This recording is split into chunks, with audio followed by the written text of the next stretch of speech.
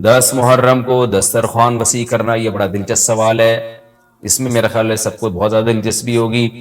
10 محرم کے دن دسترخوان وسیع کرنے کی کیا فضیلت ہے، جبکہ 10 محرم کو روزہ رکھا جاتا ہے، 10 دن میں کچھ کھاتے پیتے نہیں اور افطار کے وقت 11 محرم شروع ہو جاتی ہے، تو اس حدیث پر کس طرح عمل کیا جائے گا؟ عائشہ صاحبہ نے کراچی سے پوچھا ہے۔ اچھا، بعض لوگ یہ بھی کرتے ہیں، یہ کسی نے سوال پوچھا ہے، یہ ہمارے کیمرہ مین نے ہی پوچھا ہے، نبیل بھائی نے، کہ مجھے تو یقین نہیں آ رہا کہ ایسا بھی کرتے ہیں، لیکن یہ بتا رہے ہیں کہ بہت سارے سنی حضرات ہی کرتے ہیں کہ محرم میں امام بارگاہوں میں جا کے منتیں مانتے ہیں اور پھر اگلے سال ان منتوں کو پورا بھی کر رہے ہوتے ہیں جو بھی انہوں نے منتیں مانی ہوتی ہیں۔ تو دیکھیں، یہ بھی حرام اور ناجائز عمل ہے۔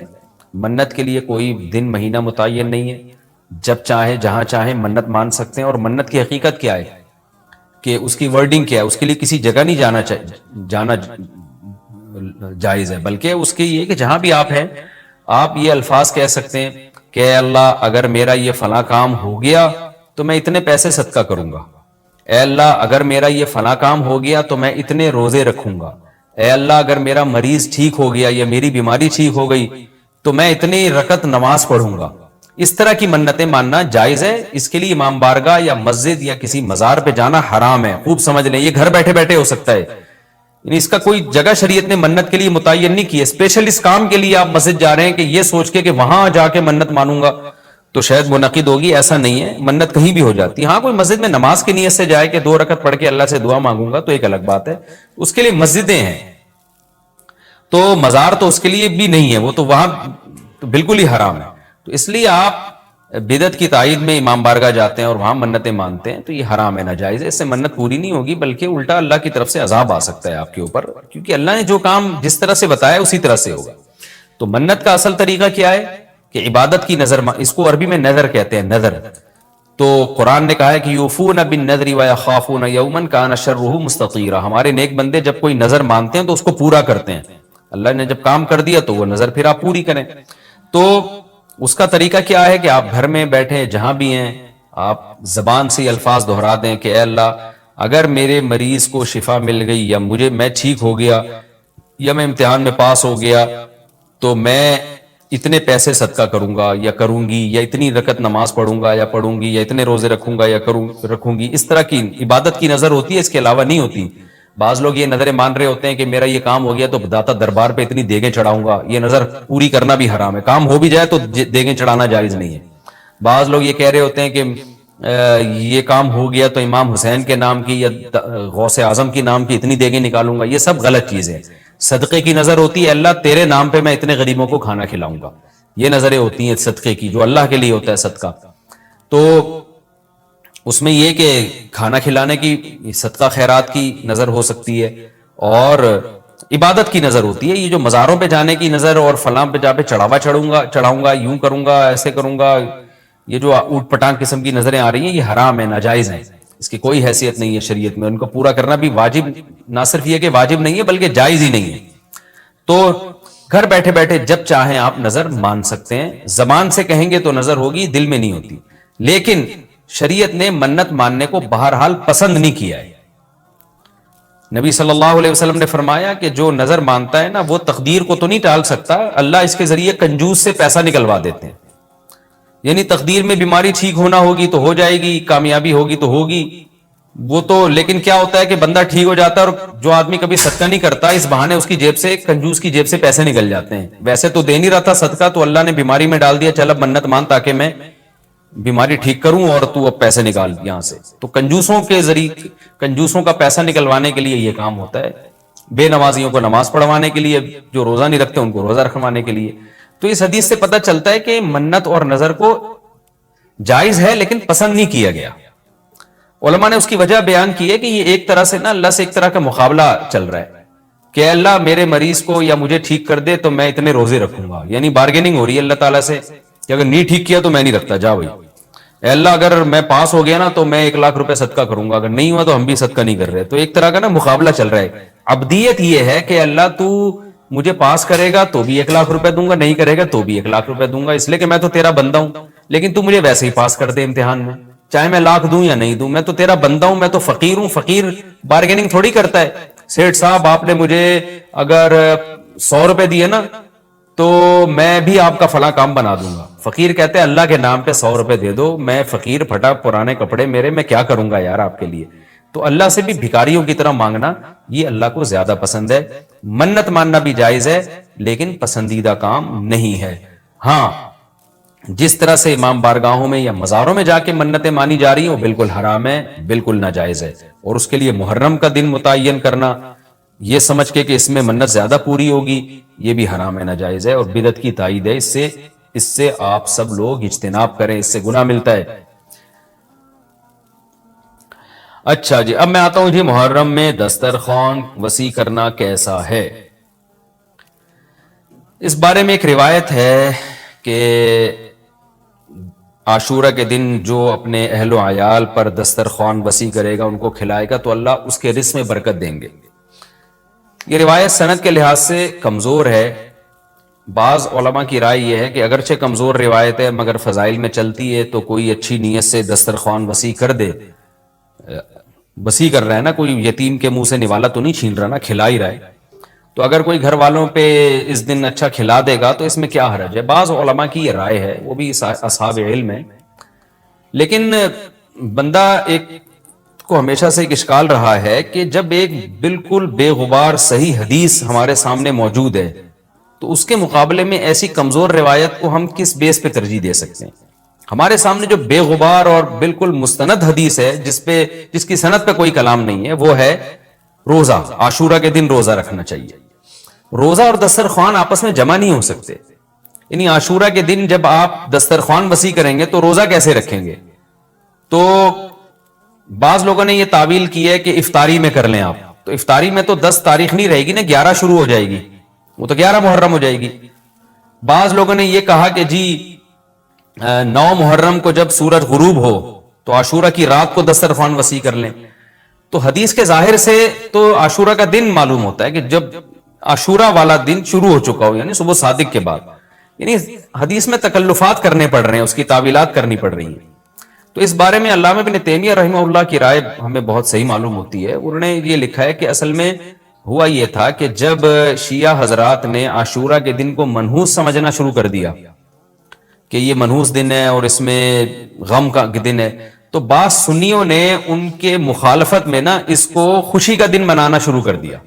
यानी होता है ना, आप किसी की मुखालफत में हद से तजावुज करते हैं, तो उन्होंने खुशी के दिन के लिए इसमें खाने पीने की रिवायतें गढ़ ली, खाओ पियो खिलाओ पिलाओ, ताकि बिल्कुल उनकी मुखालफत हो।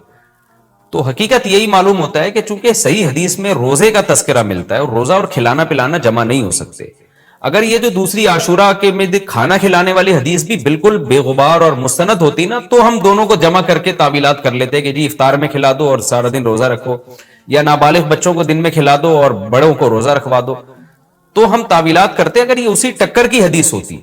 लेकिन ये कमजोर हदीस है, तो इसको इतनी सही मुस्तनद रिवायत के मुकाबले में हम कैसे ला सकते हैं। तो वो इब्न तैमिया रहमहुल्लाह की बात काफी माकूल मालूम होती है कि बाज शामी लोगों ने ये रिवायत को गढ़ा है सिर्फ शिया लोगों की दुश्मनी और मुखालफत में कि उसको खुशी का दिन, तो आशूरा का दिन तो ना गम का दिन है ना खुशी का दिन है, इबादत का मुकद्दस दिन जरूर है, तो बरकत का दिन जरूर है। तो इसलिए इसमें सही बात यही मालूम होती है कि ये खिलाना पिलाना वाला जो रिवायत है ये हमें सही मालूम नहीं होती। रोजा रखें और इफ्तारी में तो वैसे ही दस्तरखान वसी करना चाहिए। इफ्तारी में समोसे पकौड़े जलेबियां बच्चों को खिलाएं ताकि उनको रोजा रखने की और ज्यादा हौसला अफजाई हो। तो इसलिए हमारी राय इसमें यही है कि आशूरा के दिन बस रोजा ही की फजीलत है, दस्तरखान वाली बात हमें ठीक मालूम नहीं होती, क्योंकि इसके मुकाबले में जो है ना दस्तरखान वाली हदीस के मुकाबले में ज्यादा सही हदीस है जो रोजा तो खाना पीने से इज्तिनाब का नाम है, और इफ्तारी में तो वैसे ही आदमी खा लेता है, वो उसके लिए फिर जरूरत नहीं है अलग से हमें किसी रिवायत की। अच्छा भाई, बीवी की खाला और फुफ्फी महरम है? क्या बीवी की खाला महरम होती है? अब्दुल्ला साहब फैसलाबाद से। नहीं जी, बीवी की खाला महरम नहीं होती, अपनी खाला महरम होती है। बीवी की मामू, बीवी के फुप्पा, बीवी के चचा, बीवी के भतीजी, बीवी की भांजी, ये सारे नाम महरम है। लोग समझते हैं मेरी बीवी के जितने महरम है वो मेरे भी महरम बन गए, ऐसा बिल्कुल भी नहीं है। इतना फ्री होने की जरूरत बिल्कुल भी नहीं है। आप जब बीवी की बहन आपकी महरम नहीं है तो बाकी कौन आपका महरम हो जाएगा। تو صرف بیوی کی اماں، نانی، دادی، دادا تو ویسے ہی مرد ہے، جو نانی، دادی، پوتی، نواسی، بیٹی، یہ سب آپ کے لیے محرم ہے. یعنی بیوی کی بیٹی جو ستیلی بیٹی کہلاتی ہے، یہ بیٹی کی بیٹی ہو گئی، وہ بھی ستیلی بیٹی ہے. تو بیوی کی اماں، بیوی کی نانی، بیوی کی دادی، یہ سب محرم ہے. یعنی بیوی کے اصول اور اس کے فروع، ماں باپ اور اولادیں، یہ سب آپ کے لیے محرم ہے. اس کے علاوہ جتنے رشتے ہیں بیگم کے، وہ سب آپ کے لیے نامحرم ہیں. اگلا سوال بھی ایسا ہی ہے بھائی، محرم اور نامحرم رشتے کا اصول بتا دیں. کیا چاچی نامحرم میں سے ہے؟ محرم اور نامحرم کے درمیان فرق کرنے کا کوئی اصول ہو تو بتا دیجئے. ام حبیبہ کراچی سے کہہ رہے اگر اصول ہو تو بتا دیں. ظاہر ہے اصول ہی نہ ہوتا تو پتہ کیسے چلتا کہ کون محرم کون نامحرم. دیکھیں اصول یہ ہے کہ زندگی بھر جس سے آپ کا نکاح کبھی بھی نہیں ہو سکتا وہ آپ کے لیے محرم ہے، اور جس سے کبھی بھی کسی بھی ٹائم پہ نکاح آپ کے لیے جائز ہو سکتا ہے وہ آپ کے لیے نامحرم ہے. مثال کے طور پر مرد کے لیے اپنی سالی، مرد اپنی بیوی کی بہن سے نکاح نہیں کر سکتا جب تک بیوی زندہ ہے. بیوی کا انا للہ ہو گیا یا طلاق ہو گئی تو اس کی بہن سے اب یہ نکاح کر سکتا ہے. تو اس سے پتا چلا کہ بیوی کی بہن سے جو نکاح حرام ہے وہ وقتی طور پہ حرام ہے، ہمیشہ کے لیے حرام نہیں ہے. تو اس لیے بیوی کی بہن ہمیشہ کے لیے نامحرم ہے. آپ کا کسی خاتون سے نکاح ہوا، لوگ کیا کرتے ہیں جی میری وائف ہے تو اس کی بہن تو چونکہ اس سے میرا نکاح نہیں ہو سکتا لہذا وہ تو میری بہن بن گئی. ایسا بالکل بھی نہیں ہے. آپ کی جو وائف ہے اس کی بہن آپ کی نامحرم ہے، اس کو آپ سے پردہ کرنا پڑے گا اور آپ اس سے زیادہ فری نہیں ہو سکتے. زیادہ کا مطلب تھوڑا سا بھی فری نہیں ہو سکتے. تو اسی طرح اپنی جو چچی ہے یا ممانی ہے، ماموں کے مرنے کے بعد ممانی سے نکاح ہو سکتا ہے، یا ماموں اگر ممانی کو طلاق دے دے تو بھی نکاح ہو سکتا ہے. اسی طرح چچی ہے، یعنی آپ کے چچا کی جو وائف ہے، چچا کے مرنے کے بعد چاچی سے نکاح ہو سکتا ہے. لہذا چچی بھی نامحرم ہے، ممانی بھی نامحرم ہے. تو چچی پر لازم ہے کہ اپنے دیور کے بیٹے سے پردہ کرے. اسی طرح ممانی پر لازم ہے کہ اپنے شوہر کے بھانجے سے پردہ کرے. تو یہ نامحرم رشتے ہیں. ہاں اگر چچی عمر میں زیادہ ہے یا ممانی عمر میں زیادہ ہے تو پھر چہرے کے پردے کی گنجائش ہے کہ چہرے کا پردہ نہ کرے وہ.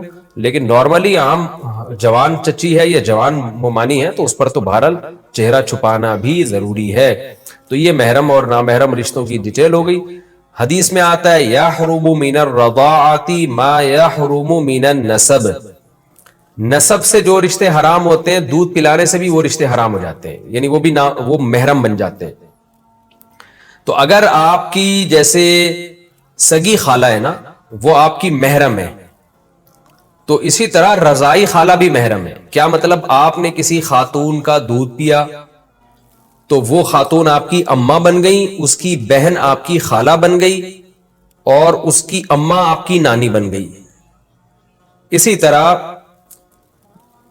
یعنی آپ نے دودھ پیا کسی خاتون کا تو اس خاتون کے شوہر آپ کے ابا بن گئے اور شوہر کی بہن آپ کی رضائی پھپھی بن گئی، تو اس سے بھی پردہ نہیں ہے. تو یہ ڈیٹیل تھی محرم اور نامحرم کی. فہد صاحب نے کراچی سے پوچھا ہے کہ مفتی صاحب آج 14 اگست کی رات ہے، 2022 14 اگست، تو نوجوان لڑکے لڑکیاں مس گیدرنگ کرتے ہیں، میوزک چلتا ہے، ڈانس کرتے ہیں. یہ تو ان کا سوال ہے لیکن میں اپنی طرف سے بھی ایڈ کر دیتا ہوں. اس میں فائرنگ ہوتی ہے اور خوب ہلہ گلہ ہوتا ہے. تو آج بھی 12 بجے یہی کچھ ہوگا ہمارے ہاں. ادھر سخی حسن کی چورنگی پوری بلاک ہو جاتی ہے، پولیس والے آتے ہیں ڈنڈے مار رہے ہوتے ہیں پبلک کو. تو یہ سب کیا ہے؟ دیکھیں 14 اگست ہمارے لیے خوشی کا دن ہے اس طور پر کہ ہمارا ملک آزاد ہوا تھا. تو اگر کوئی اس کو یعنی اس کو سیلیبریٹ کرتا ہے، اس کو خوشی مناتا ہے، یعنی آٹومیٹیکلی ایک چیز ہے تو اس میں کوئی حرج نہیں ہے. اچھا اس پہ لوگ 12 ربیع الاول کو بھی قیاس کرتے ہیں کہ جب 14 اگست کو خوشی منانا جائز ہے تو 12 ربیع الاول کو کیوں جائز نہیں ہے. دیکھیں نبی صلی اللہ علیہ وسلم کی پیدائش کے دن خوشی منانا یہ اس کا تعلق مذہب سے ہے، مذہب سے براہ راست ہے. تو مذہب میں اپنی طرف سے ایڈیشن کی اجازت نہیں ہے جب تک شارع علیہ السلام کی طرف سے اس کی پرمیشن نہ ہو. تو ہمارے نبی صلی اللہ علیہ وسلم نے 12 ربیع الاول نہیں منایا، نہ صحابہ نے، نہ تابعین نے، تو ہمیں اجازت نہیں ہے. اور یہ جو 14 اگست کو منایا جاتا ہے یہ قومی دن ہے، اس کا اسلام سے براہ راست تعلق نہیں ہے. لہذا اس میں اسلام سے براہ راست پرمیشن کی ضرورت نہیں ہے، کیونکہ اسلام کی طرف سے پرمیشن آلریڈی ہے کہ تمہارے اپنے ذاتی چیزیں ہیں، اگر کوئی ایک دن آپ متعین کر لیتے ہیں تاکہ اس میں لوگوں کے دل میں ملک سے وطن سے محبت پیدا ہو تو اس میں کوئی حرج نہیں ہے۔ ہاں اتنی بات ضرور ہے کہ اسلام کوئی بھی دن آپ کو منانے کے لیے اس میں کچھ باؤنڈری اسلام نے کھینچی ہوئی ہے کہ آپ اسلام کی باؤنڈری سے باہر نہ نکلیں، تو وہ 14 اگست کو بھی آپ کے لیے جائز نہیں ہے اس باؤنڈری کو کراس کرنا۔ وہ باؤنڈری کیا ہے کہ بے حیائی کا کام کرنا، کوئی ایسا کام کرنا جس سے لوگوں کو تکلیف ہو، اذیت ہو۔ اب آپ دیکھیں روڈ جب بلاک ہوتے ہیں، ایمبولینس میں مریض جا رہے ہوتے ہیں، ان کے ساتھ مسائل ہوتے ہیں، موتیں واقع ہو جاتی ہیں، کراچی کے حالات پہلے ہی ایک تباہ کن ہے، اوپر سے آپ روڈ بلاک کرنا شروع کر دیں، پھر لڑکے لڑکیاں، جوان لڑکے لڑکیوں کو اپنی ٹھڑک پوری کرنے کا بھی موقع مل جاتا ہے، گھروں سے نکلتی ہیں، اماں والدین روکتے نہیں ہیں، چمک چھلو بنی ہوئی گھر سے جا رہی ہوتی ہیں کہ جی آج 14 اگست ہے، اور لڑکوں سے ڈیٹیں لگ رہی ہوتی ہیں اس بہانے، اور مس گیدرنگ ہوتی ہے، اکٹھے ناچ رہے ہوتے ہیں۔ بےہودگی ہے۔ پاکستان اسلام کے نام پہ بنا تھا، اور اس میں جو جانیں دی گئی ہیں، خون بہایا گیا ہے، وہ اسلام کے دفاع کے لیے کہ ایک اسلام کا قلعہ ہوگا۔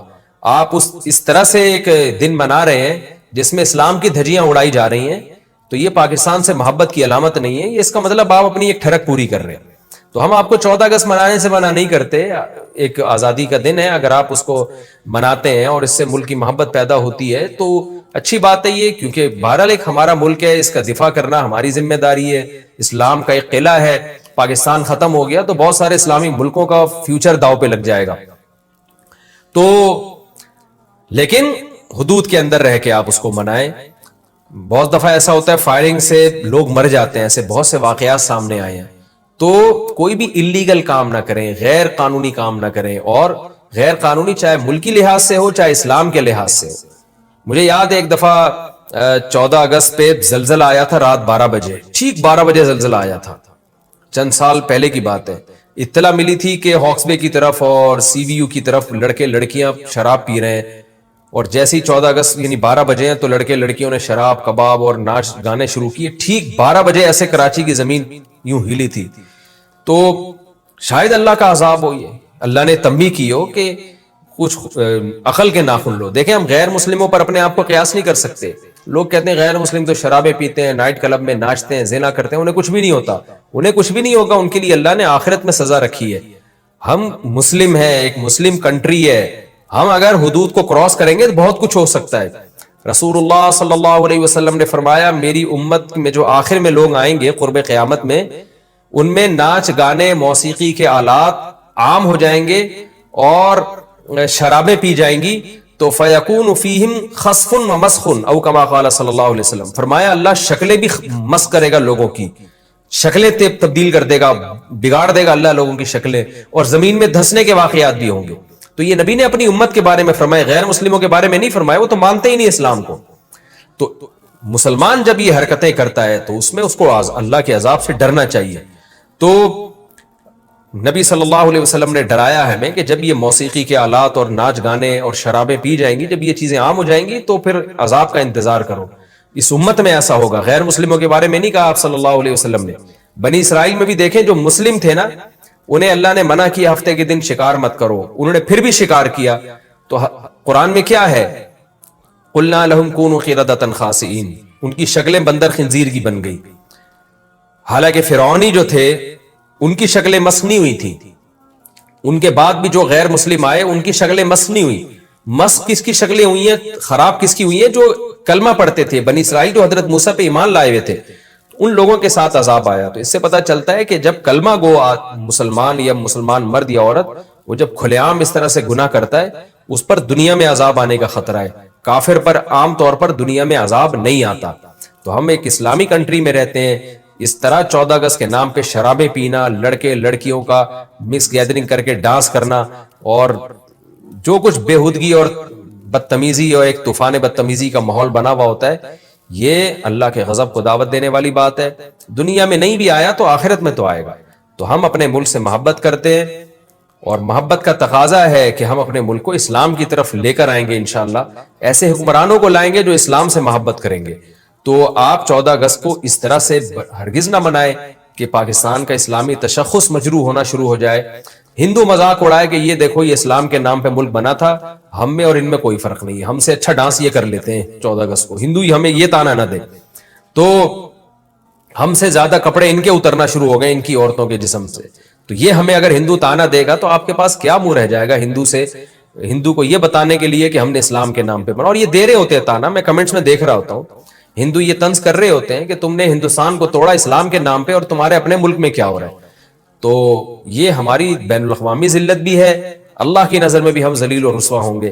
تو اس لیے آپ 14 کا ضرور منائیں, لیکن ان حدود کے اندر اپنے کلچر کو دیکھتے ہوئے, اسلام کو دیکھتے ہوئے, اور اس بات سے بچتے ہوئے کہ کہیں اللہ کا قہر اور غضب ہم پہ نہ آ جائے. پچھلے رکوع میں باغ والوں کا واقعہ بیان ہوا تھا کہ انہوں نے یہ نہیں کہا کہ اگر اللہ نے چاہا تو ہم اس کا پھل کاٹیں گے. ایک جرم تو انہوں نے یہ کیا تھا کہ اللہ کا نام نہیں لا, انشاءاللہ نہیں کہا. اس پر میں نے بتایا تھا کہ ان کو انشاءاللہ نہ کہنے کی اتنی بڑی سزا کیوں ملی. بھائی آواز تھوڑی سی بڑھاؤ یار. ان کو انشاءاللہ نہ کہنے کی اتنی بڑی سزا کیوں ملی؟ وجہ کیا ہے کہ ان کے انشاءاللہ میں اور ہمارے انشاءاللہ میں فرق. دوسرا انہوں نے یہ کیا تھا, چلیں اب کچھ بہتر ہو گئی ہے, ابھی میں نے تھوڑا قریب کیا نا, ایکو بند کر دیں ایکو. دوسرا مسئلہ یہ کہ انہوں نے یہ کہا آپس میں چہمے گوئیاں کر رہے ہیں, آپس میں سرگوشیاں کر رہے ہیں کہ جب باغ کا پھل کٹے گا تو خیال کرنا کوئی غریب قریب میں نہ پھٹکے, غریبوں کو آنے نہیں دینا. یہ انسان کی طبیعت میں نا ایک لالچ ہوتی, بھائی اتنا اللہ نے دیا ہے کچھ غریبوں کو بھی نکال دو. جو سخی آدمی ہوتا ہے وہ کہتا ہے کہ اللہ نے اتنا دیا ہے تو غریبوں کا حق بھی اس میں نکالوں گا. ہم تو دیکھتے ہیں پہلے سے لوگ پہلی تنخواہ جب آتی ہے نا تو پہلے سے نیت کر لیتے ہیں, یار پہلی تنخواہ آ رہی ہے اتنے پرسنٹ تو اللہ کی راہ میں دینا ہی دینا ہے. تو یہ خاندانی ہونے کی علامت ہوتی ہے. غیر خاندانی ہونے کی علامت کیا ہے کہ پہلی تنخواہ آ رہی ہے کوئی مانگنے نہ آ جائے, ہیں بھائی کوئی لوگوں کو پتہ نہ چل جائے. وہ میں بتا چکا ہوں, لوگوں سے چھپانا بھی اس زمانے میں کسی حد تک ضروری ہے, کیونکہ وہ پھر جو مستحق نہیں بھی ہوتے نا وہ بھی آ جاتے ہیں.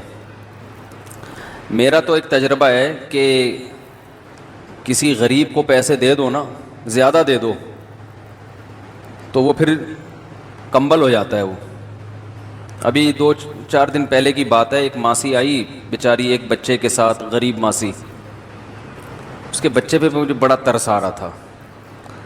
تو ماسی نے کہا کہ بہت دکھڑے سنائے اپنے, مجھے بڑا ترس آیا اس کے اوپر. میں نے وہ 500 مانگ رہی تھی, میں نے 5,000 روپے دے دیے. بہت خوش ہو گئی. اسے میں نے کہا اب دوبارہ نہیں آنا, کیونکہ مجھے تجربہ ہے نا کہ ایک دفعہ تعاون کرو نا تو اب پھر وہ ان کو لت پڑتی ہے. پھر یا تو کہیں قریب میں ہوتی تو میں گھر جا کے دیکھ لیتا, وہ تھی بھی کہیں بہت دور سے آئی تھی, اور ظاہر ہے ہر ایک کی تحقیق کرنا بھی بڑا مشکل کام ہے, آسان نہیں ہے. تو میں نے کہا دوبارہ نہیں آنا. اگلے دن 2 بچوں کو لے کے آ گئی. یہ پرسوں کی بات ہے, آج ہی 2 بچوں کو لے کے آ گئی. وہ بیٹھی ہوئی ہے گھر سے, ایک تو کورونا پھیلا ہوا ہے ٹھیک, کورونا پہ بیان نہیں کروں گا, بے فکر رہیں. تو 2 بچوں کو لے کے آ کے بیٹھ گئی. اب وہ بار بار پیسے مانگ رہی ہے. میں نے کہا ابھی تو دیے تھے 5,000, وہ 3,000 فلانے کو دے دیے, 2,000 فلانے کو دے دیے, وہ ڈمکانے کو دے دیے. تو اب وہ کہانیاں قومی ترانے شروع. خیر پھر گھر والوں نے دیے اس کو پیسے, مجھے نہیں پتا تھا گھر والوں نے دے دیے ہیں. پھر بیٹھی ہوئی ہے. اب میں گیا ہوں تو میرے پاؤں پکڑ رہی ہے. آدمی کو ہوتا ہے یار پاؤں کیوں پکڑ رہے ہو بھائی, عجیب سی فیلنگ ہوتی ہے نا, کیوں ہمیں اتنا کیوں, اور اپنے آپ کو اتنا گرا کیوں رہے ہو. تو وہی ہے, پھر پتہ چلا گھر والوں نے بھی دے دیے ہیں اس کو. مجھے نہیں بتایا اس نے گھر والوں نے دے دیے ہیں, مجھے یہی کہ. تو مسئلہ یہ ہے کہ اس کا بھی ایک تجربہ شیئر کرنے کا فائدہ یہ ہوتا ہے نا کہ دیں اور کوئی درست طریقے سے. اب یہی ہے کہ کسی کے ذمے لگا دیں گے, تحقیق کر لے, اگر واقعی مستحق ہے تو ہر مہینے کا کچھ باندھ دیں گے, نہیں مستحق ہے تو پتلی گلی سے نکلو. لیکن میں ایک تجربہ بتا رہا ہوں کہ ہر ایک کو اپنی یعنی ہر ایک کے ساتھ تعاون کرنے سے پہلے سوچا کریں یہ تعاون افورڈ کر سکتے ہیں کہ نہیں کر سکتے, ٹھیک ہے نا. تو اس کی وجہ کنجوسی نہیں ہے, کنجوسی نہیں ہونی چاہیے, بلکہ یہ کہ مستحقین جو ہے نا ان تک پہنچے. بعض لوگ اپنا گیٹ اپ ایسا بنا لیتے ہیں, بچے بھی پتہ نہیں اپنے ہیں کہ کہیں سے اڑوس پڑوس سے کمیشن پہ ادھار لے لیے کہ ان بچوں کو دکھا کے جتنا چندہ ملے گا 20% آپ کا 80% ہمارا. اس طرح ہو سکتا ہے, یہ بھی ممکن ہے کہ ایسا نہ ہو, واقعی مستحق ہو. بہرحال ہم اپنے ٹاپک کی طرف آتے ہیں. تو اللہ تعالیٰ نے اس باغ والوں کو دو جرم تھے ان کے اندر, ایک اللہ پہ نظر نہیں کی, دوسری کنجوسی کہ اللہ یدخلنہ اليوم علیکم مسکین, آج کوئی غریب ہمارے قریب نہیں پھٹکنا چاہیے. نظر رکھو, ایک بندے کو کھڑا کر دیا ہوگا, دیکھنا کوئی غریب نظر آ رہا ہے نا, اس کو دائیں بائیں کر دینا. تو یہ طبیعت کا بخل ہے, اللہ کو یہ پسند نہیں ہے. اللہ کو کھلانے والے پسند ہیں, کھلاؤ. کبھی کبھار نا کچھ بڑا اماؤنٹ صدقہ کر دیا کرو. کئی بار بیان کر چکا ہوں, نصیحت کی بات 100 دفعہ بھی ہو جائے تو میرا خیال ہے بری نہیں ہے. یہ چیز مارکیٹ میں شارٹ چل رہی ہے آج کل, کنجوسی ہمارے معاشرے میں پھیل رہی ہے. یمحق اللہ الربا ویربی الصدقات, کیا عجیب آیت ہے. دیکھو سود کسے کہتے ہیں, جتنا پیسہ ہوگا اس سے مزید پیسہ بنتا ہے نا انسان کے پاس. 1 لاکھ اگر آپ کے پاس ہے تو آپ سود پہ قرضہ دے کے 1,02,000 بنا لو گے اس کو. 2 لاکھ ہیں تو 2 سے 2,04,000, ایسے ہی اس کو ضرب دیتے چلے جائیں. تو اس سے کیا لگتا ہے کہ پیسہ پیسے کو کھینچ رہا ہے, ایسا ہی ہے نا. زکوٰۃ کیا ہے, بالکل سود کی الٹ ہے. 100 روپے میں 2.5 روپے, ایسا ہی ہے نا.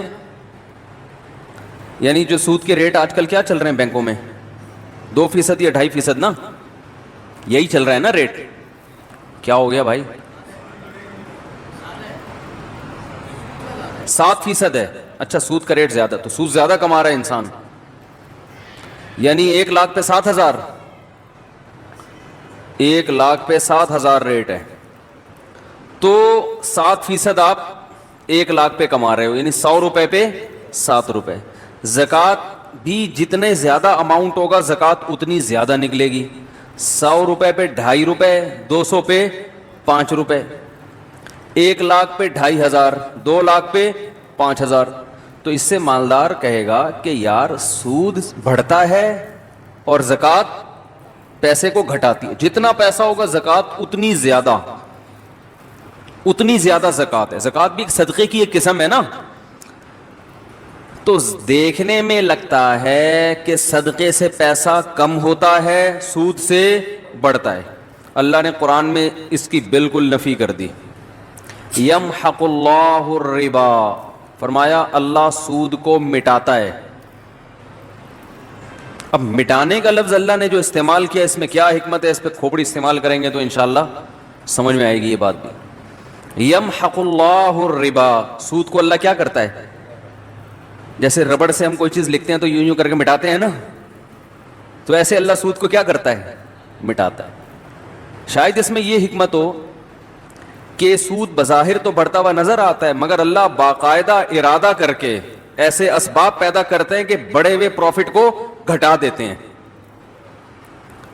جیسے ہم کوئی چیز لکھتے ہیں نا, ایک چیز لکھے ہی نہیں, لکھ کے مٹانا تھوڑا مشکل کام ہے نا, تکلف کرنا پڑتا ہے.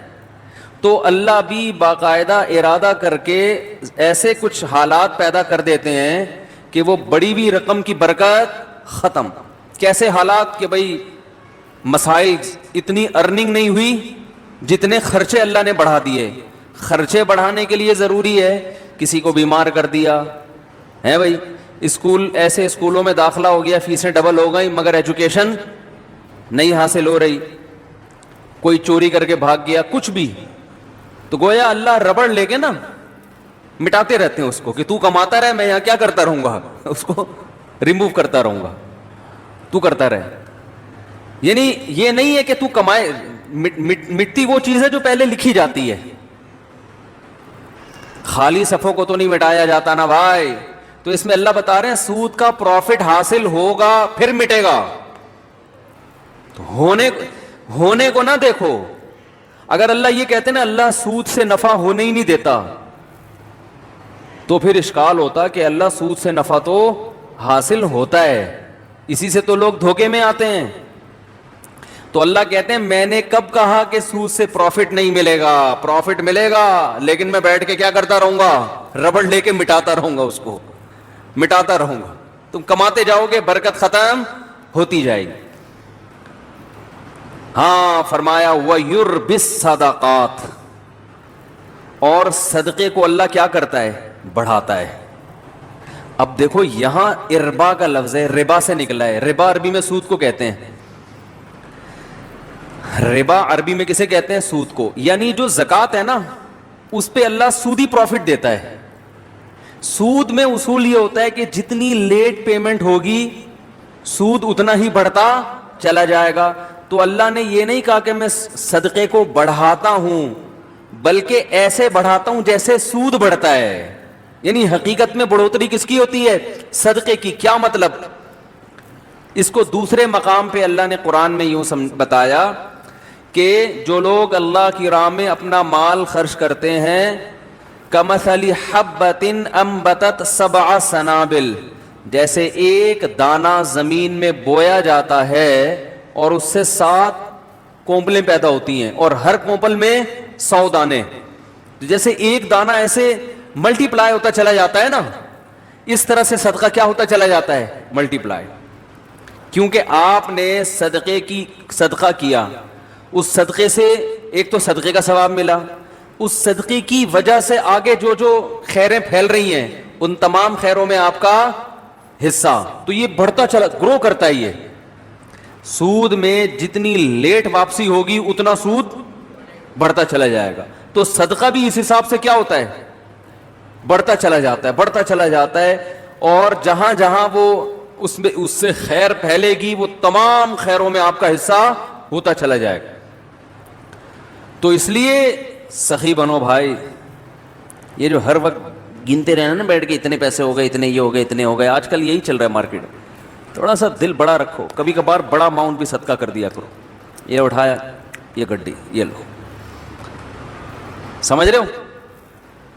دوبارہ کر کے دکھاؤں؟ بتانے سے یہ چیزیں سمجھ میں نہیں آتی, کر کے دکھاؤں. جیب میں ہاتھ ڈالا, گٹی, کہیں سے آپ کو ملی بڑی اماؤنٹ نا, اچانک کوئی بڑا پروفٹ, آپ نے کہا یار پورے سال کماتے ہیں یہ والا پروفٹ سارا کیا کر دو, بڑا اماؤنٹ آ گیا نا کہیں سے. جیب میں گڈی لے کر آ رہے ہیں, اٹھایا, بہن کو دے دیا, یہ رکھ جا. سمجھ میں نہیں آ رہی میرا خیال ہے. اور پھر بھول جاؤ اس کو. یہ نہیں کہ پھر بار بار اگلے دن کل کا واقعہ یاد ہے, بہن کو بتا رہے ہیں کل کیا ہوا تھا, یاد ہے نا. تو ایسا نہیں کرو. ایسے نکالا. نبی صلی اللہ علیہ وسلم نے امی عائشہ کو کیا فرمایا؟ لا تو کی فیوکا علیک, روکو مت, اللہ بھی روک دے گا. ٹھیک ہے نا. تو حساب کتاب بھی کرنا چاہیے, گھر کا خرچہ حساب سے چلانا چاہیے. آپ کو پتہ ہونا چاہیے آپ کی منتھلی ارننگ کتنی ہے اور گھر کا خرچہ کتنا ہے. میں نے پتہ ہے کیا ہے, میں نے پورا ایکسل پہ اپنے گھر کا سارا سیٹ اپ بنایا ہوا ہے. ارننگ ایک خانے میں لکھ رہا ہوتا ہوں, جو ایکسپینس ہیں وہ جتنے بھی ہیں وہ سارے, 1 گھر 2 گھر 3 گھر اور اپنا ذاتی, ایک خالی ہے ابھی. سمجھ رہے ہو؟ ایک کیا ہے؟ خالی ہے. پتہ نہیں کوئی لفٹ ہی نہیں کرا رہا. خیر, تو پورا میں حساب رکھتا ہوں. یہ میری ارننگ ہے, ٹھیک ہے نا. یہ میرے پہلے گھر کا خرچہ, ہر چیز اس میں ڈل رہی ہے. اس کا طریقہ آپ کو بتا دیتا ہوں. یہ چونکہ ہمارے مذہب اور دین کا حصہ ہے یہ چیزیں, اس لیے یہ بتانا ضروری ہے تاکہ آپ کو پتہ چلے کہ آپ کے بنیادی خرچے ہیں کتنے. پھر آپ اس حساب سے صدقہ بھی کر سکتے ہو, کیونکہ حدیث میں یہ بھی آتا ہے کہ اتنا نہ کرو کہ کل دوسرے سے مانگنا پڑ جائے. آج گڈی نکال کے دے دی, ٹھیک ہے نا, اگلے دن گھر میں آٹے کے پیسے نہیں ہیں, پھر وہ گڈی اس سے مانگ رہے ہیں یار اس میں سے آدھی مجھے دے دو بھائی. صحیح ہے. لکھنے کا فائدہ کیا ہوتا ہے خوب سمجھیں. حکیم الامہ مولانا اشرف علی تھانوی رحمہ اللہ نے تو یہاں تک لکھا ہے, خواتین کو ترغیب دی ہے کہ جب بھی گھر میں کھانا بناؤ لکھو اتنے افراد کے لیے اتنے چاول, آج 4 مگے ڈالے ہیں, 10 آدمیوں نے کھایا ہے یا 5 آدمیوں نے کھایا ہے, اس کا مطلب 2 آدمیوں کے لیے کتنے ہیں, 2 مگے, تاکہ کھانا ضائع نہ ہو اور شوہر کی پتلون ڈھیلی نہ ہو, ورنہ وہ کھلا وہ تو بن رہا ہے پھر شام کو پھک رہا ہے اور وہ میاں صاحب بیچارے کما کے آدھے ہو گئے. سگھڑ خواتین انہی کو تو کہتے ہیں جو ونس اپون اے ٹائم ہوا کرتی تھی, کہ وہ پورا گھر کیسے لے کے چلتی ہیں. اصل میں ہوتا یہ ہے کہ جب لوگ سخاوت پہ بیان سنتے ہیں تو کہتے ہیں حساب و کتاب نہیں کرنا چاہیے, بس کھلاؤ پلاؤ جو آ رہا ہے یہ بس, یہ سخاوت نہیں ہے. اور کچھ ایسے کنجوس ہوتے ہیں کہ وہ سارا دن کیلکولیشن میں ہی لگے رہتے ہیں بھائی, تو حالانکہ بنتے 4 روپے تھے ٹھیک ہے نا. تو وہ میں اس میں ایک اصولی بات بتاتا ہوں کیسے چلنا چاہیے. اب بات تو چل پڑی ہے, یہ بھی سورہ قلم ہی کا حصہ ہے نا, اللہ نے سخاوت کو بیان کیا. تو حکیم الامہ نے کیا لکھا ہے, خواتین کو چاہیے گھر میں ایک ایک چیز کا حساب لکھیں. جو کھانا پکاتی ہیں وہ تو یہی حساب لکھیں گی نا بھائی, جیسے بریانی بنانی ہے بھائی اتنے چاول میں اتنے کلو گوشت ڈلتا ہے, اس دن اتنا ڈالا تھا تو چاول کیا بنے تھے مزیدار, اب ایسا نہ اس سے زیادہ ڈال دیں یا اس سے کم. تو ہر چیز میں لکھنے کا حساب, ہر وقت اپنے پاس ایک ڈائری. اب تو موبائلوں میں بھی لوگ لکھنا شروع کر دیتے ہیں. دیکھو میرے موبائل میں نے ایک ڈائری بنائی ہوئی ہے, ابھی آپ کو دکھاتا ہوں میں کیا لکھا ہوا ہے اس میں. نے یہ نوٹ, ابراہیم کو 100 روپے دیے. میرا چھوٹا بیٹا ابراہیم ہے نا, سائیکل خراب ہو گئی تھی, میں نے اس کو 100 روپے پکڑا دیے سائیکل ٹھیک کرنے کے لیے, اس میں ڈال دیے میں نے. کیوں ڈالیں, خوب 100 روپے کی ویلیو الحمدللہ میری نظر میں نہیں ہے. وجہ اس کی ہے مجھے حساب دے, وہ وجہ اس کی کیا ہے, حساب کیوں مانگوں گا میں. ابھی سے عادت پڑے پیسے واپس کرنے کی. نہیں آ رہی بات بھائی, 100 روپے کا کیا مسئلہ ہے, 4000 کی سائیکل دلا سکتا ہوں میں اس کو ٹھیک ہے نا. تو 100 روپے کا حساب رکھنا کیوں ضروری ہے. ممکن ہے کوئی دیکھے تو بولے یار مفتی صاحب کتنے کنجوس ہیں, بچوں سے 100 روپے کا حساب بھی انہوں نے رکھا ہوا ہے. یہ کیوں رکھا ہے کہ میں یہ دیکھوں گا کہ اس کو میں نے 100 روپے دیے, یہ جو پیسے بچے واپس کرنا بھولتا ہے یا نہیں بھولتا. اگر بھولتا ہے تو میں پکڑوں گا. کیا آپ کو جب میں نے پیسے دیے تھے تو آپ نے واپس کیوں نہیں, ابھی سے نہیں پکڑا تو کل یہ لاکھوں روپے بھی دینا بھول جائے گا. نہیں آ رہی بات. کل یہ بحریہ ٹاؤن میں ممکن ہے پلاٹ خریدے 1 کروڑ کا کسی بندے سے. ممکن تو بھائی بہت کچھ ہو سکتا ہے نا, وزیر اعظم بھی بن سکتا ہے. اور پھر جب وزیر اعظم بنا اور لوگوں نے کہا آپ نے تو کہا تھا غربت کا خاتمہ کریں گے, کہیں گے او سوری میں کیا ہوا بھول گیا تھا غربت کا خاتمہ کرنا. آپ نے کہا تھا کراچی میں گندگی کا ڈھیر ہٹوائیں گے آپ, اس لیے آپ کراچی والوں نے آپ کو ووٹ دیا. ارے یار میرے ذہن سے نکل گیا ٹھیک ہے, نہیں آ رہی بات. تو اس کا تعلق صرف بچے کی کس سے ہے, تربیت سے. ہمارے ذمے تربیت کی کوشش ہے, نہ بنے تو اللہ کی مرضی. سمجھ رہے ہو.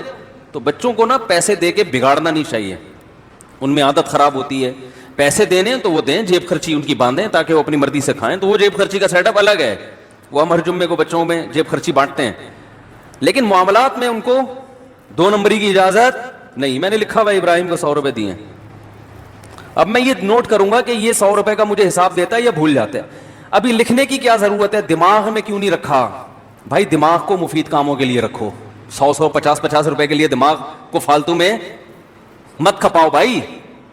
یہ چیز اگر یہاں نہ ہوتی, دماغ میں ہوتی, تو دماغ اور کسی کام کا ہوتا. یہ بیان کرتا میں یہاں بیٹھ کے, ہر وقت دماغ میں یہی یاد رکھنا ہے, اس کو 100 روپے دیے, اس کو 50 روپے دیے, اس کو 1 لاکھ روپے دیے, اس کو یہ دماغ میں. دماغ سے چیز اٹھا کے کہاں لے کے جاؤ, ڈائری میں. حضرت حکیم الامہ مولانا اشرف علی تھانوی رحمہ اللہ تعالی, یہ مجدد تھے اپنے دور کے, ایسے خاندانی آدمی تھے. یہ ذکر کرتے ہوئے جا رہے تھے. ان کا معمول تھا فجر کے بعد ذکر کرنے کا, تو چہل قدمی بھی کرتے تھے تاکہ واکنگ ہو جائے فجر کے بعد, اور ذکر بھی. تو ایک دم رکے, جیب سے ڈائری نکالی, قلم سے, قلم ان کے یہاں رہتا تھا ہر وقت کان پہ, فوراً کچھ لکھا اور ڈائری جیب میں. کسی نے پوچھا حضرت آپ ذکر کر رہے تھے یہ ابھی بعد میں لکھ لیتے یہ؟ انہوں نے کہا نہیں، میرا دماغ اللہ کی طرف ہے، ذہن میں خیال آیا، اگر میں ڈائری پہ نقل نہ کرتا نا تو وہ خیال مجھے محفوظ رکھنے کے لیے بار بار دماغ کہاں جاتا؟ اسی خیال کی طرف، تو وہ مجھے ذکر سے بھی غافل کرتا۔ وہ چیز دماغ سے کہاں آ گئی؟ ڈائری میں، اب جیب میں، اب دوبارہ ذکر توجہ کے ساتھ۔ اب یہ ڈائری کی ٹینشن ہو گئی ہے، اب یہ اپنی ٹینشن کیا ہو گیا بھائی؟ ایسی خاندانی چیزیں ہیں یار، یہ تو زندگی میں کامیابی کے اصول ہیں اللہ کے بندو۔ ہمارے پاس کسی کے پاس بھی کوئی ڈائری نہیں ہوتی، لاکھوں کروڑوں کے بزنس دماغ میں چل رہے ہوتے ہیں۔ وسیم کباڑیے سے 1 لاکھ روپے لینا ہے، سلیم گولے گنڈے والے کو 20 لاکھ روپے دینے ہیں، ٹھیک ہے نا؟ سب دماغ کچومبڑ بنا ہوا ہے، دماغ کا کچرا کنڈی بنا ہوا ہے، دماغ کچرا کنڈی بنا ہوا ہے کہ نہیں بنا ہوا؟ اتنی فکریں، اب کیا کیا کھوپڑا، تو کھوپڑا ہی ہے کیا ہے؟ اس کو یہ کرنا ہے، اسے یہ کرو، پھر بھول گیا، پھر بھول گیا، جو بات ہو بھول گیا، ہر چیز بھول رہا ہے۔ تو مجھے کہتے ہیں بیان کے دوران بھول جاتے ہیں کیا ٹاپک چل رہا تھا۔ تو آپ جو چیزیں بھول رہے ہیں نا وہ زیادہ خطرناک ہے۔ آگے کیا لکھا ہوا ہے؟ پھل، وہ اس کی قیمت لکھی ہوئی ہے۔ اب یہ نہیں کہ پوری ڈیٹیل کے ساتھ ایک ایک چیز، ایسا نہیں، اشارے، یہ اشارے اس لیے کہ رات کو 24 گھنٹے میں ایک ٹائم جو ہے نا یہ سب چیزیں ایکسل میں چلی جائیں گی۔ کہاں چلی جائیں گی؟ سب جو یاداشتیں ہیں، جب سے 100 روپے تو نہیں جائیں گے، یہ تو ایک یاداشت ہے نا کہ اس نے حساب دیا کہ یہ ادھر ہی رہے گا، باقی جتنے خرچے آج ہوئے وہ سارے کہاں چلے جائیں گے؟ وہ آفس کا جو سافٹ ویئر آتا ہے نا خرچوں کا، 1 گھر 2 3 4 جو بھی ہیں، اللہ توفیق دے، تو وہ سب اس میں ڈال دیے۔ اس سے کیا ہوتا ہے بھائی؟ بدگمانی سے انسان بچتا ہے۔ علماء کہتے ہیں کہ بدگمانی کا موقع فراہم، بولو بھائی مت کرو۔ کیسے؟ ہم جب حضرت کے پاس گئے نا، حضرت مفتی رشید احمد صاحب کے پاس، تو حضرت فرمایا کرتے تھے رات کو جو پیسے ہیں نا آپ کے، وہ لاکر میں رکھیں، کسی طالب علم کو بٹوا نکال کے اپنے سرہانے پہ رکھنے کی اجازت نہیں ہے۔ کیوں؟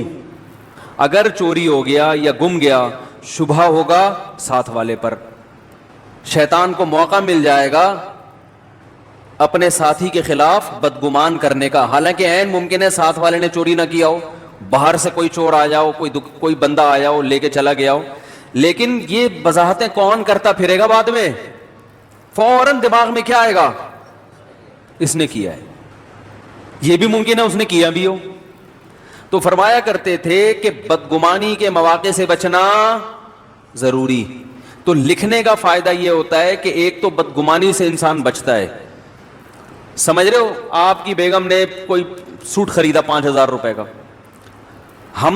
ہمارا تو، میرا اپنا حساب ایسا ہے، میں دماغ میں کچھ رکھتا ہی نہیں ہوں، مجھے تو پتہ ہی نہیں ہوتا کہ ابھی خریدا تھا تو کل خریدا تھا کہ نہیں خریدا تھا، ساری چیزیں کہاں جا رہی ہیں؟ لیپ ٹاپ۔ تو اب اگر کبھی اختلاف ہوگا تو کل لیا تھا پرسوں لیا تھا تو لیپ ٹاپ سے پوچھ کے بتاتا ہوں میں، ٹھیک ہے نا؟ کس سے پوچھ کے بتاتا ہوں؟ لیپ ٹاپ بتائے گا کہ پچھلی عید پہ کتنا خرچہ ہوا تھا، اس عید پہ ایک چیز تمیز سے لے آئے نا ہر چیز، بھائی عید پہ اتنے۔ اب میری، لوگ کہتے ہیں نا اتنے گھر کیسے چلا رہے ہو؟ جیسے کمپنی چلتی ہے نا، ہم ایسے چلا رہے ہیں۔ کمپنی کا ایک نظام ہوتا ہے نا، سسٹم ہوتا ہے۔ مجھے عید پہ شاپنگ میرے لیے سب سے آسان ہے، آپ لوگ کے لیے ایک گھر کے لیے مشکل ہوگی، کیونکہ مجھے پتا ہے پچھلی دفعہ عید پہ کتنے خرچ ہوئے تھے، وہ حساب نکالو، اس دفعہ تھوڑا گڑ زیادہ ملا کے پیسے بانٹ دو، ختم، چلو بھائی ہماری وجہ سے، ٹھیک ہے نا؟ وہ رمضان سے یعنی شعبان میں ہی سارا حساب کلیئر، پیسے دے دیتا ہوں میں کہ بھائی اب جس نے جو خریدنا ہے خرید لے، ہر ایک کے فی بندہ اتنے پیسے ہیں، عید کے گریوی جو ملے گی نا عید پہ وہ فی کس اتنی ہے، تو پھل کے حساب سے ہر چیز ایسے تمیز سے چل رہی ہے۔ تو اب ہوتا کیا ہے، لکھنے کا فائدہ کیا ہوگا؟ ادھر آپ نے اپنی ارننگ لکھی، ادھر ڈیلی بیسس پہ آپ نے اپنے خرچے ڈال دیے۔ مہینے کے آخر میں یہ لکھنا اس لیے نہیں ہے کہ کنجوسی کرے انسان، گھر والوں پہ خرچ نہ کرے، نہ خرچ کریں کھول کے، جتنا اللہ نے آپ کو دیا دبا کے کریں خرچ۔ بعض دفعہ لکھا جاتا ہے کنجوسی کی بیس پہ، بیگم ایک آم تم نے آج کھایا تھا، لیپ ٹاپ میں لکھا ہوا ہے، کل دوبارہ آم کھانے کی آپ کو اجازت نہیں ہے۔ یہ نہیں، یہ مقصد نہیں ہے، کہیں آپ سمجھ رہے ہو کہ مفتی صاحب گن کے کھلا رہے ہیں گھر والوں کو، ایسا نہیں ہے۔ آم کے تو بارے میں میرا نظریہ یہ ہے کہ آم کے لیے کھانے کا لفظ ہی آم کی توہین ہے۔ آم کے لیے جو لفظ استعمال ہوتا ہے وہ کون سا؟ پھوڑنا. میں تو کہتا ہوں بھائی آم جب کھانے ہو تو کھلانا ہے تو پھر ہم کھائے گا ہی نہیں, پھوڑنے کی اجازت ہو تو ہم کھائیں گے, تو ایک آدھ آم سے مزہ نہیں آتا. خیر اللہ نے اگر دیا ہو تو انسان کرے, نہیں دیا تو صبر کرے انسان. تو اس کا فائدہ کیا ہوگا؟ جب آپ یہ ہر چیز لکھیں گے تو آپ کو پورے مہینے اندازہ ہوگا. ایک فائدہ یہ ہوگا کہ آپ کے خرچے آپ کی ارننگ سے کم ہیں یا زیادہ. اگر بیلنس, وہ اس میں خود بخود بیلنس آ رہا ہوتا ہے نا, اب اتنا بیلنس رہ گیا, اتنا رہ گیا, اتنا رہ گیا, اتنا رہ گیا, تو ممکن ہے 31 تاریخ کو آپ کا بیلنس مائنس میں جا رہا ہو, -50,000. اس کا مطلب آپ سے بڑا بیوقوف دنیا میں کوئی ہے ہی نہیں, کیونکہ دنیا میں جس آدمی کی کمائی کم اور خرچہ زیادہ, اس کا مطلب وہ اپنے آپ کو بھیک مانگنے کے لیے تیار کر رہا ہے, باتیں چوتھی شادی کی کر رہا ہے, صحیح ہے نا. لیکن حالات ایسے ہیں کہ بقیہ بھی یا تو بھاگ جائیں گی یا یہ کشکول لے کے بھیک مانگے گا. یہی مطلب ہے کہ نہیں ہے؟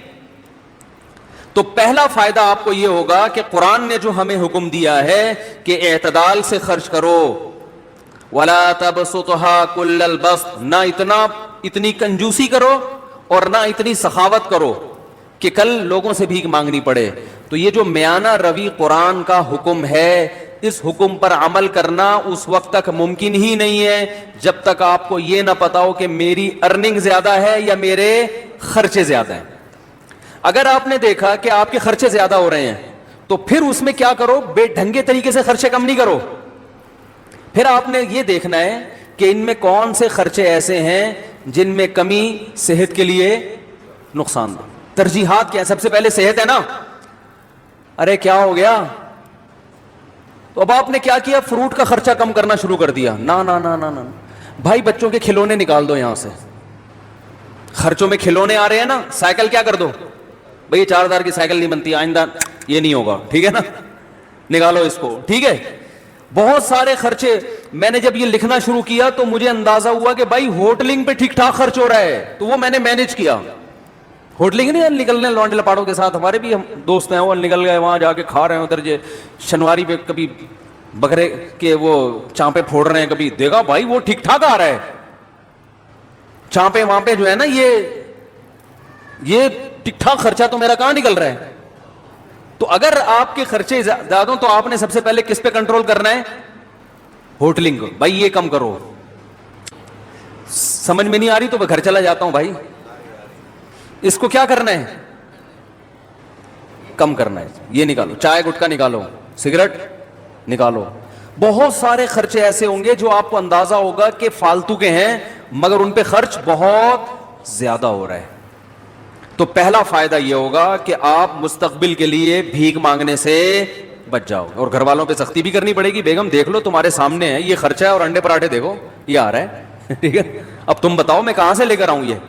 تو گھر والی سمجھدار ہوگی تو مان جائے گی, بھائی ٹھیک ہے تھوڑا کنٹرول میں کرو اس کو. تو گھر والوں سے مشورہ کرو, بتاؤ کیسے کنٹرول کریں اس کو. مشورے کے بغیر کرو گے تو وہ خرچہ کنٹرول میں آ جائے گا, بیگم کنٹرول سے باہر نکل جائے گی. اس کو بٹھاؤ, بولو آپ کے سامنے ہی ہے, دیکھ لو بھائی, تو آپ بتاؤ نا اب اس کو کیسے کنٹرول کریں. مل جل کے کچھ کرتے ہیں تو کون سے خرچے کم کریں آپ بتاؤ. اگر عید پہ اتنی شاپنگ ہم ہر سال کرتے رہے تو بیگم یہ تو مسئلہ کیا ہو جائے گا, کباڑا تھوڑا عید کو کم کر لو. تو بہت سارے, یعنی آپ کے سامنے ہر چیز موجود ہوگی. ہر چیز کا نا میرے یہاں کھانا بنا ہوا ہے. کھانا, گوشت پہ اتنا خرچ ہوا, دودھ پہ اتنا خرچ ہوا, انڈوں پہ اتنا خرچ ہوا, سبزی پہ اتنا, ایک ایک چیز ریٹرن میں موجود ہے الحمدللہ. تو اب اچھا, پہلا فائدہ. دوسرا فائدہ, اگر آپ نے دیکھا کہ آپ کے خرچہ آپ کی سیلری سے کم ہے, الحمدللہ مینیج ہو رہا ہے, بھیک مانگنے کی ضرورت نہیں پڑے گی, تو دوسرا فائدہ آپ کو اس سے یہ ہوگا کہ آپ کو اندازہ ہو جائے گا کہ یار میری سیلری مثال کے طور پر 50,000 ہے, 1,00,000 ہے, میرے خرچے 99,000 ہو رہے ہیں. لیکن یہ جو 99,000 میرا خرچہ ہو رہا ہے اس میں 25% تو اس فالتو کام پہ خرچ ہو رہا ہے. سمجھ رہے ہیں؟ تو میں اس کو بچا کے ماہانہ 25,000 روپے بچا سکتا. اس 25,000 میں میں جائز کمیٹی ڈال سکتا ہوں, اس 25,000 کا ہر مہینے گولڈ خرید سکتا ہوں, بہت کچھ ہو سکتا ہے نا بھائی. تو اتنی بچت کے بعد 1,00,000 کے بعد بحریہ ٹاؤن کا پلاٹ ایک سال کے بعد, میں مذاق کر رہا ہوں, بیریا ٹاؤن والے کو بتاؤ گے نا وہ مارے گا, بولے گا میری توہین نہیں کرو 25,000 میں. ایک مثال دے رہا ہوں, یہ 25,000 کے 25 لاکھ بھی تو ہو سکتے ہیں, کچھ بھی ہو سکتا ہے. یعنی آپ نے ادھر سے چیک کیا, مجھے تو بڑا فائدہ ہوا تھا کہ میں نے جب چیک کرنا شروع کیا مجھے اندازہ ہوا بھائی یہ پیسے بلا وجہ کے اتنا بڑا اماؤنٹ خرچ ہو رہا ہے, ہوٹلوں کی چائے پر اور فلاں پر, اور اتنا اس پہ ہو رہا ہے کہ یہ بچ کے بہت اچھی جگہوں پہ بولو بھائی خرچ ہو سکتا. تو آپ جب خود کریں گے تو بہت سی راہیں آپ کے سامنے کھلیں گی. تیسرا فائدہ یہ ہوگا کہ آپ کو یہ پتا چل جائے گا کہ بھئی یہاں سے مینج کرنے کے بعد میری جو سیلری ہے نا اس میں سے میرا بچتا اتنا ہے, تو میرے گھر کے مہینے کے اتنے خرچے تو بہرحال ہیں ہی, اس سے زیادہ کیا ہے گریوی. اب صدقات و خیرات میں آپ کو کیا ہو جائے گی آسانی. اس میں ایک کام اور کرو, ہم میں چونکہ توکل کم ہے تو آپ اتنا اماؤنٹ جمع کرو گولڈ کی شکل میں کہ آج آپ کی تنخواہ اگر چھوٹ جاتی ہے, آپ کو جاب سے نکال دیا جاتا ہے, تو گولڈ کی شکل میں آپ کے پاس 1 سال کا راشن بولو بھائی ہونا چاہیے. مثلا آپ نے وہاں کیلکولیشن کی, آپ نے اندازہ لگایا کہ میرا ماہانہ خرچہ 1 لاکھ ہے. ایک مثال دے رہا ہوں, ایک نارمل ایک فیملی والے 1-2 بچوں کے ساتھ 1 لاکھ بہت اچھے طریقے سے ہو جاتا ہے. اندازہ لگا لیا جی میرا ماہانہ خرچہ کتنا ہے 1 لاکھ. تو آپ نے ایک ہدف بنایا کہ یار میں نے 12 لاکھ روپے جمع کرنے ہیں. اتنا جمع کرنا نا کہ آج اگر جاب چھوٹ جاتی ہے تو کسی کے سامنے ہاتھ نہ پھیلانا پڑے. آج اللہ نہ کرے کوئی آفت آ گئی, ارے کوئی بڑا خرچہ آ گیا, کوئی خدا نخواستہ خطرناک بیماری آ گئی, تو کچھ پیچھے اماؤنٹ ہونا چاہیے نا. تو وہ کتنا اماؤنٹ ہونا چاہیے؟ اگر آپ ضرورتوں کو دیکھو گے تو وہ زرداری کے پاس جتنا اماؤنٹ ہے پھر وہ بھی کم ہے, کیونکہ ہو تو کچھ بھی سکتا ہے. اور بالکل ہی زیرو پہ رہو گے تو یہ بھی غلط ہے, یار اتنا بھی نہیں, کچھ تو انسان کے پاس بینک میں ہونا چاہیے. تو ہم نے علماء سے سنا ہے کہ 1 سال کی جیب خرچی پیچھے ہونی چاہیے اس زمانے میں, خاص طور پہ جب توکل کی کیا ہے کمی.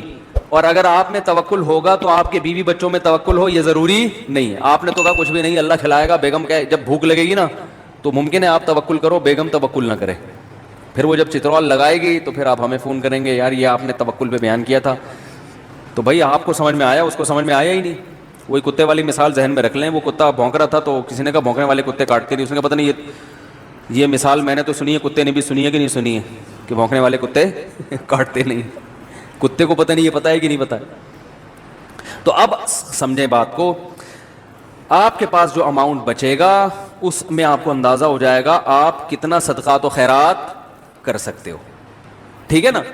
اچھا, آپ نے 1 سال کا جس کی 1 لاکھ روپے ماہانہ خرچہ ہے نا وہ 12 لاکھ جمع کر لے, اور 12 لاکھ کیش کی شکل میں نہیں, گولڈ کی شکل میں, کیونکہ وہ کیش تو ایسے دڑام سے گرتا ہے, وہ تو ڈی ویلیو ہو رہا ہے نا. گولڈ لے کے رکھ لے, لاکر میں ڈال دے اب کہ بھائی یہ بس رکھ دیا میں نے.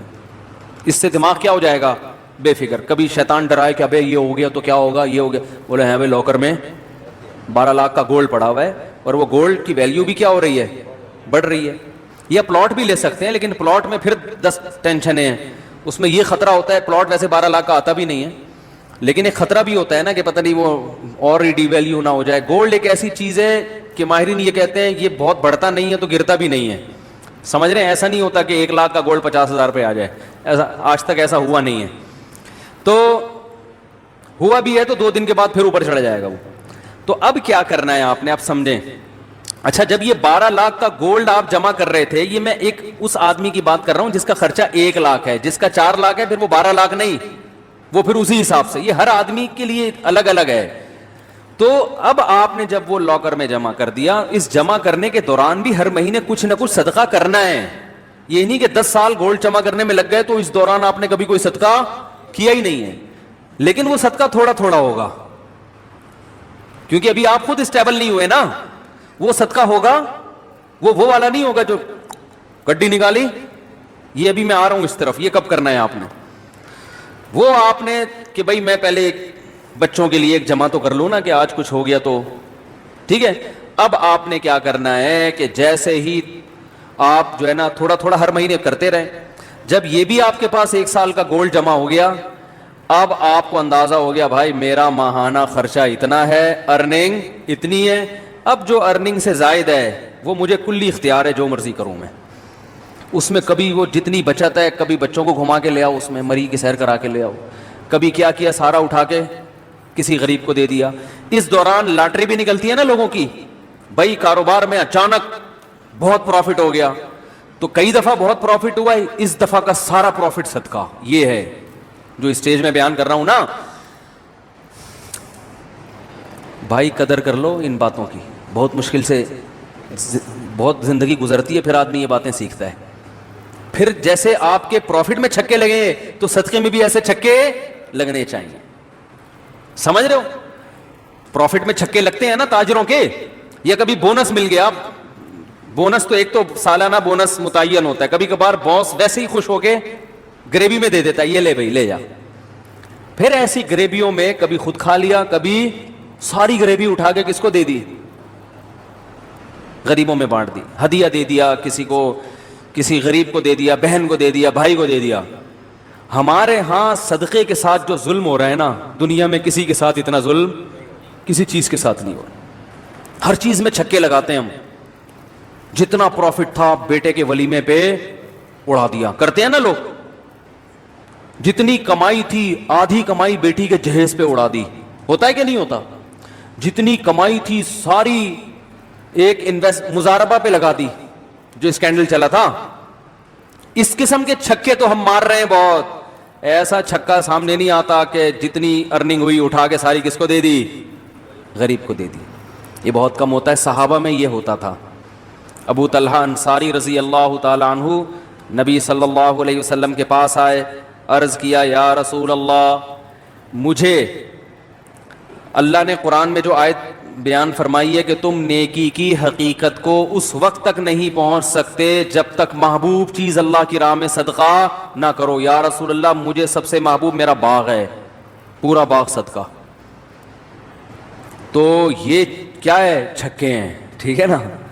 کرکٹ کے میدانوں میں چھکا لگانے سے سوائے تالیوں کے کچھ بھی حاصل نہیں ہوتا. اصل جو چوکے اور چھکے جس پر قیامت میں آپ کو اللہ کی طرف سے ٹرافی ملے گی نا، وہ یہ والے چھکے ہیں. ایک آخری بال پہ چھکا لگایا تھا نا جاوید میاں داد نے، ہم بھی چھوٹے تھے اس وقت، بہت 2-2 فٹ اچھل رہے تھے ہم بیڈ پہ نا. آخری بال پہ چھکا مارا تھا تو اس وقت تو عقل نہیں تھی، اتنا خوش ہو رہے تھے جیسے پتہ نہیں کیا ہو گیا. شارجہ کب تھا، اس پہ جاوید میاں داد نے آخری بال پہ کیا لگا دیا تھا؟ مزہ بہت آیا تھا، وہ کلابازیاں کھا رہے تھے. ٹھیک ہے، وہ بھی ایک چھکا تھا، قوم خوش ہوتی ہے جیت کے. لیکن بھائی آخرت میں اس چھکے کی اللہ کی نظر میں کوئی ویلیو نہیں ہے. چھکا کسے کہتے ہیں؟ اچانک ایک دم بہت بڑا کام ہو گیا نا. تو یہ جو چھکے ہیں نا، اچانک اٹھا کے اتنی بڑی رقم، ایسے چھکے صحابہ نے بہت لگائے ہیں اور آج بھی لوگ اللہ والے لگاتے ہیں. تو اس قسم کے چھکے لگایا تھا. ایک دم اٹھو کسی دن صبح بولو بیگم میرا میٹر شارٹ ہو گیا. میٹر شارٹ ہونے میں کیا ہوتا ہے، جو لوگوں کو قرضے دیے ہوئے نا وہ واپس لینا شروع کر دیتا ہے. میٹر بھی اس طرح کا شارٹ. ایسا میٹر شارٹ نہیں ہو رہا کہ آج میرا میٹر شارٹ ہے بس دائیں ہاتھ سے دوں گا بائیں کو بھی پتا نہیں چلے گا. اور اتنا اٹھا. عرب کرتے ہیں آج بھی ایسے. ہمارے جو رشتے دار سعودیہ میں رہے ہیں وہ کہتے ہیں ہم نے عربوں کو دیکھا ہے ایسے نوٹوں کی گڈی جیب میں ہوگی ریالوں کی، وہ ہیں بھی ریال بھی ہیں، ریال تو ویسے ہی مہنگا ہوتا ہے. کہ کوئی فقیر آیا، وہ تو کچھ زیادہ ہی مبالغہ کرتے ہیں، تحقیق بھی نہیں کرتے کہ یہ جو ہے مستحق بھی ہے یا نہیں. ایسے گڈی اٹھائی، ایسے پکڑا دی، اس کو گنی نہیں رہے جیب میں کتنے. ایسے بہت عربوں کے آج بھی واقعات ہیں. بہت سخاوت ہے. تو آپ ان لوگوں کو بھول جائیں گے عربوں کی سخاوت. اگر پتہ نہیں یہ جو کہتے ہیں نا لوگ، وہ مائکروسافٹ کا وہ کون ہے، اس نے اتنے بل گیٹس، اس نے یہ اسپتال بنا دیا، یہ جتنا پیسہ عربوں کے پاس ہے اس حساب سے جو ان میں سخاوت ہے اس کا آج بھی کوئی مقابلہ نہیں کر سکتا. اور ان کے سارے سخی ہائی لائٹ نہیں ہوتے، چھپا کے بہت کرتے ہیں. وہ جتنا دکھا کے کرتے ہیں اس سے زیادہ چھپا کے کرتے ہیں. جو عرب کے اصل کلچر میں رہا ہے نا، جو اصل عربوں میں، وہ عربوں کی تعریف کرتا ہے. جو اصل عربوں میں، ایک تو یہ جو نظر آتے ہیں نا یہ بہت سے ان میں اصل ہیں بھی نہیں. یتیم ہونا، کوئی یتیم ہو جائے اس کو کھلا کھلا کے بگاڑ دیتے ہیں. یتیم ہو جائے نا کوئی اس کلچر میں تو ہر آدمی چاہتا ہے میں اس پہ اتنا خرچ کرتے ہیں، شو روم سے نئی نئی گاڑیاں خرید کے اس کو دے دیتے ہیں، وہ بگڑ جاتا ہے. ایسی سخاوت ہے. ہمارے یہاں یتیم بیچارہ کیسے دھکے کھاتا ہے. ہمارے ہاں سب سے بڑا سخی وہ ہے، گاڑی جا رہی ہے وائپر پہ کسی نے صاف کر دیا تو 5 روپے اس کو پکڑا دیا, یہ سمجھا جاتا ہے. باقی الحمدللہ ہمارے یہاں بھی بڑے بڑے سخی موجود ہیں, اور غیروں سے بہرحال پھر بھی ہم بہت اچھے ہیں. ابھی یہ کرونا وائرس میں جب یہ راشن کی تقسیم کا عمل آیا نا, تو ہمیں اندازہ ہوا کہ بھائی لوگوں میں اللہ نے بڑا جذبہ رکھا ہے بھائی, ہماری قوم میں بھی, اور بہت خرچ کرنے کا جذبہ. خیر اب میں جلدی سے اپنی بات کو آگے لے کے چلتا ہوں. تو یہ سمجھ میں آ گیا کہ اپنے ہر خرچہ کیا کرنا ہے, ڈائری لے کے لکھنا ہے اور شام کو اس کو لیپ ٹاپ میں ڈال دینا ہے. اس سے 3 فائدے ہوں گے. بچت کتنی ہے آپ کی, سخاوت کتنی افورڈ کر سکتے ہیں, کتنی افورڈ نہیں کر سکتے, اور ضرورت کتنی ہے آپ کو. اس کے بعد پھر دماغ فریش کہ یار میری ضرورتیں اللہ کیا کر رہا ہے, پوری کر رہا ہے, بس اتنی میری ضرورت ہے. آگے جتنا آ رہا ہے وہ غریبی ہے, تو غریبی تو کبھی کھا لیتا ہے کبھی کھلا دیتا ہے انسان. اس طرح سے ہنسی خوشی زندگی آپ کی انشاءاللہ گزرے گی. پھر بھی ہنسی خوشی زندگی نہیں گزر رہی تو وہ پھر لیپ ٹاپ کا فالٹ نہیں ہے, وہ آپ کا ادھر کا فالٹ. جب مینٹل فالٹ ہوتا ہے نا, پھر وہ انسان کو وہ حکیم صاحب جو کیڑوں والی دوا نہیں کھلایا کرتے تھے ہر ایک کو, پھر اس دوا کی ضرورت ہے. تو پھر بھی پھندے کے خیالات آ رہے ہیں, لٹکنے کے خیالات آ رہے ہیں, تو اس کا مطلب. اور یاد رکھو بہت سے ایسے لوگ ہوں گے جن کا 1 لاکھ نہیں ہوگا, 1 کروڑ روپے ہوگا. بہت سے ایسے بھی ہیں جن کا ماہانہ خرچہ 5,000 روپے ہوگا. تو ہر طرح کے لوگ ہیں نا دنیا میں, تو 5,000 والے بھی ہیں, 10,000 والے بھی ہیں. تو ہر آدمی حساب ضرور لکھے, اسے پتا ہو کہ میں مائنس میں جا رہا ہوں, پلس میں جا رہا ہوں, مائنس میں جا رہا ہوں, تو اس کو کم کیسے کرنا ہے. تو یہ باغ والوں کا اللہ نے واقعہ بیان کیا. وہ تو پلس میں جا رہے تھے نا, پورا باغ کٹے گا, تو پلس میں جا کے بھی کہہ رہے ہیں غریب قریب میں نہیں آنا چاہیے. اللہ نے کہا ایسی ان کا سارا باغ الٹ دیا اللہ تعالیٰ نے, سب تباہ و برباد کر دیا. تو آگے اللہ نے فرمایا ان للمتقین عند ربہم جنات النعیم. فرمایا یہ باغ کا واقعہ ہے نا, اللہ فرماتے ہیں جو لوگ تقوی اختیار کرتے ہیں ان کے لیے ان کے رب کے پاس عیش و عشرت کے باغات ہیں. جس کے پاس ابھی باغ نہیں ہے نا وہ پریشان نہ ہو. دنیا کا باغ اللہ بسا اوقات دیتے ہیں, وہ آزمائش ہوتا ہے. تو جن لوگوں کے پاس باغ نہیں ہے, ان کے پاس خوبصورت باغات اور یہ نہریں اور یہ سب کچھ نہیں ہے ان کے پاس, اللہ فرماتے ہیں وہ ٹینشن نہ لیں. اگر تقوی اختیار کرو گے تو اللہ تمہیں کیا دے گا, بہترین باغات دے گا. نہیں کرو گے جو باغات ہیں وہ بھی تم سے چھین لے گا. موت کی شکل میں بھی تو چھن جاتا ہے نا باغ, دنیا میں نہیں چھنا تو کب چھنے گا بھائی, مر گئے تو سب ختم.